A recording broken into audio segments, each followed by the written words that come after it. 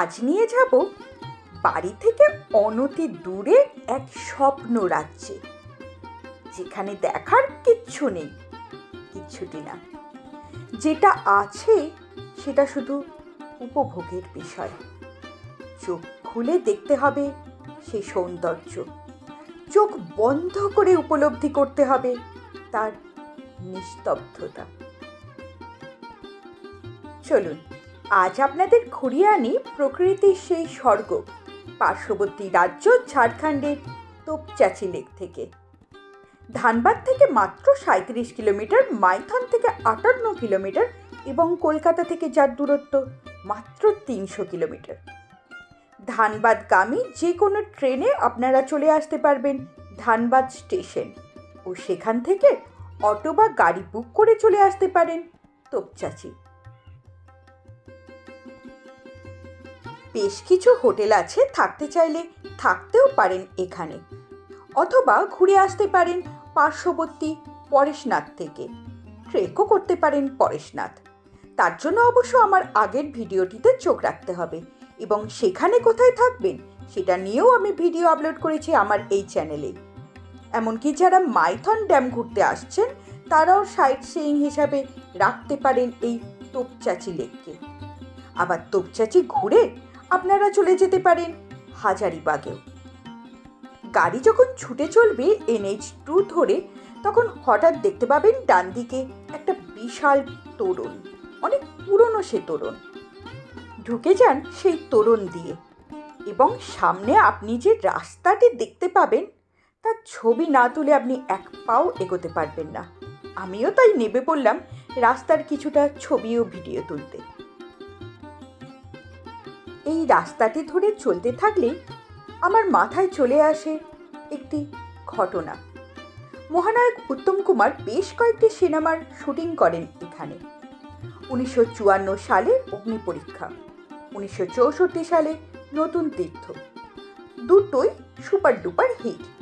আর তারপরে মহানায়ক জায়গাটিকে লাকি ভাবতে শুরু করেন, চিন্তা ভাবনা করেন সেখানে একটি ফিল্ম সিটি তৈরি করার। সেই সময় ঝরিয়া ধানবাদ এলাকার বড় বড় কয়লা খনির মালিক ছিল সব বাঙালি।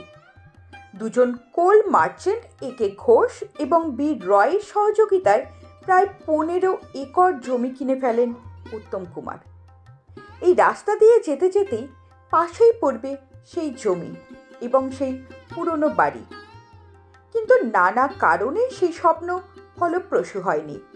এরপর 1972 সালে কয়লা খনির জাতীয়করণ হওয়ায় সে কাজ আরও পিছিয়ে যায়। 1980 সাল নাগাদ আবার 3 জনে চেষ্টা করেন স্বপ্ন সফল করার, কিন্তু বিধি বাম, অকস্মাৎ মৃত্যু ঘটে মহানায়কের। আপনাদের গল্প শোনাতে শোনাতে পৌঁছে গেছি চেকপোস্টে। যেহেতু ফরেস্ট এরিয়া, এখানে চেকপোস্টে আপনার গাড়ির জন্য কাটতে হবে টিকিট। আমরা এখন চলে এসেছি তোপচাঁচি। তো তোপচাঁচি যেখানে পার্কিংয়ের জন্য আপনার টাকা কাটা হয়, ঠিক সেই জায়গাটাতে আমরা চেকপোস্টটাতে চলে এসেছি। এখানে এখন কাটা হচ্ছে, এটা মানে টাকা কাটা হচ্ছে। আমরা যেহেতু অটো এসেছি, অটোর এখানে এটা হচ্ছে চার্জ হচ্ছে 50 টাকা। আমি চার্জগুলো একবার দেখিয়ে নেবো।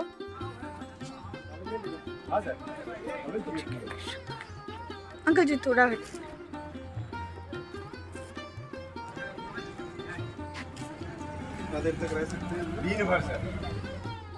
এরপর আবার সেই সুন্দর রাস্তাটি ধরে আরেকটু এগোলেই পৌঁছে যাবেন একদম লেকের সামনে। লাস্ট আমরা চলে এসেছি তোপচাঁচি সেই লেকটার সামনে। আর মানে আমি চাইছিলাম আসার সময় যাতে একটু মেঘ পাই, তো অসাধারণ আবহাওয়া, এখন পুরো মেঘ আর প্রচণ্ড হাওয়া দিচ্ছে, যার জন্য আরও সুন্দর লাগছে জায়গাটা। জাস্ট দেখাবো আপনাদেরকে।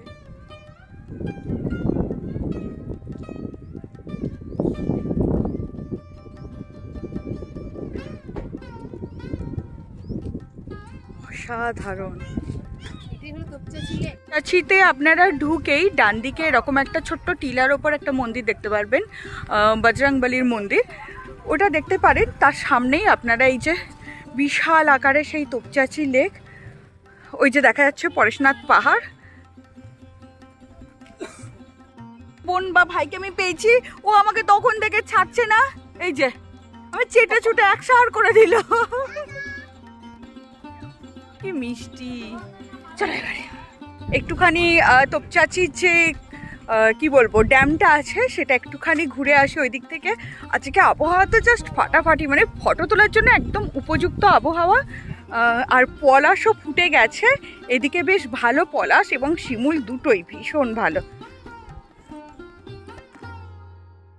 সবুজ পাহাড়ে ঘেরা একটি কৃত্রিম লেক এই তোপচাঁচি। ব্রিটিশ আমলে 1915 সালে ঝরিয়াকে জল দিতে পরেশনাথ পাহাড়ের ঢালে তৈরি করা হয় 2 কিলোমিটার দীর্ঘ এই তোপচাঁচি লেক। এই গভীর নীল জল, ছায়াঘন পরিবেশ আপনাকে মুগ্ধ করতে বাধ্য। 1924 সালে এর ওপর তৈরি করা হয় লক গেটটি, অর্থাৎ 100 বছর প্রাচীন এই লক গেট, যা তখন উদ্বোধন করেছিলেন তৎকালীন বিহার ও উড়িষ্যার গভর্নর স্যার হেনরি হুইলার। যে স্মারক আপনাদেরকে দেখালাম লক গেটের গায়ে খোদিত। তোপচাঁচি লেক হিসাবে বেশি পরিচিত পেলেও এটি কিন্তু ওয়াইল্ড লাইফ স্যাংচুয়ারি, যেখানে শীতকালে আসে প্রচুর পরিযায়ী পাখির দল, আছে প্রচুর ওয়াইল্ড অ্যানিম্যাল, এমনকি শোনা যায় এখানে আছে বাঘও। তোপচাঁচি থেকে মাত্র 6 কিলোমিটার দূরে অবস্থিত ঐতিহাসিক গোমো স্টেশন। 1941 সালের 18 জানুয়ারি যেখান থেকে নেতাজি সুভাষচন্দ্র বসু ছদ্মবেশে দেশত্যাগী হয়েছিলেন। আজ অবশ্য সেই স্টেশনের নাম পরিবর্তন হয়েছে নেতাজি সুভাষচন্দ্র রোড, গোমো। সারা সপ্তাহ অফিসের কাজে খুব ব্যস্ত, সবসময় মাথায় মানুষের টেনশন চলে নানা বিষয়ে। তখনই মানুষের মন ছুটে যায় একটু অজানা জায়গায়, একটু নিস্তব্ধ জায়গার খোঁজে। আর সেরকমই খোঁজ দিই আমি প্রিয়াঙ্কা, আমার চ্যানেল তেপান্তর দ্য এক্সপ্লোরারের পর্দায়। আর এরকম নতুন নতুন জায়গার সন্ধান পেতে অবশ্যই সঙ্গে থাকতে হবে আমার, অর্থাৎ তেপান্তর দ্য এক্সপ্লোরারের, এবং আমার ফেসবুক পেজ তেপান্তর দ্য এক্সপ্লোরার এবং প্রিয়াঙ্কার। আজকের ভিডিও এই পর্যন্তই। অবশ্যই জানাবেন জায়গাটি কেমন লাগলো। এরপর আপনারা কোন ধরনের জায়গা দেখতে চাইছেন তা অবশ্যই জানান কমেন্ট বক্সে, আমি চেষ্টা করব সেখানে পৌঁছে যাওয়ার। অথবা আপনারা আমাকে খোঁজ দিন আপনার বাড়ির পাশে অবস্থিত অপরিচিত এরকম কোনো জায়গার, আমি পৌঁছে যাব সেখানে এবং সবার সামনে তুলে ধরব সেই জায়গাটির সৌন্দর্য, সেই জায়গাটির বিশেষত্ব। আর যদি কোনো ঐতিহাসিক স্থান থেকে থাকে অবশ্যই সেটাও জানান আমাকে। আজকের মতো ভিডিও এই পর্যন্তই। অসংখ্য ধন্যবাদ সম্পূর্ণ ভিডিওটি দেখার জন্য।